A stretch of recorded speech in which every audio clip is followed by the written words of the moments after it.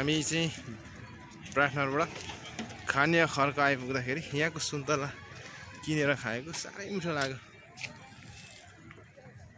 यो खानिया खर्कको सुन्तला चाहिँ दामी रहेछ है।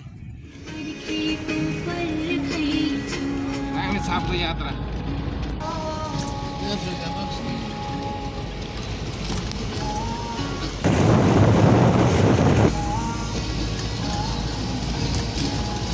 मन्थली नगरपालिका हार्दिक स्वागत गर्दछ।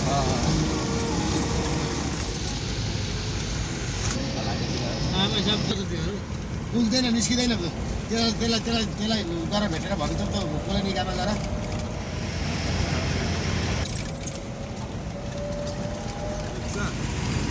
अब हामी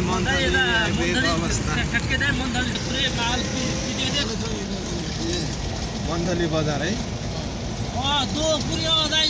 अहिले मन्थली आइपुगेको अवस्था। यो चाहिँ मन्थली बजार। अब हामी यहाँबाट पनि निकै माथि जाँदैछौँ।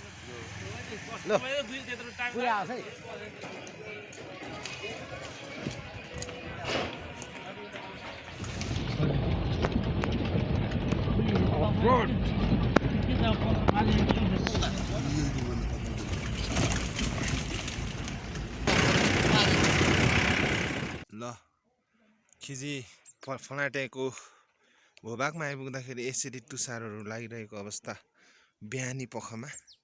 र यो खिजी फलाटे भन्छ यो ठाउँलाई। र हिजो म यो खिजी फलाटे भन्ने ठाउँमा चाहिँ आइपुग्दाखेरि अफ रोड लगभग 65 किलोमिटर चाहिँ थियो।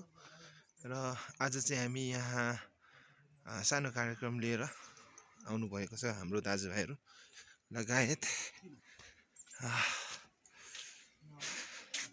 खिजी फलाटे भन्ने ठाउँ गाउँ यस्तै छ।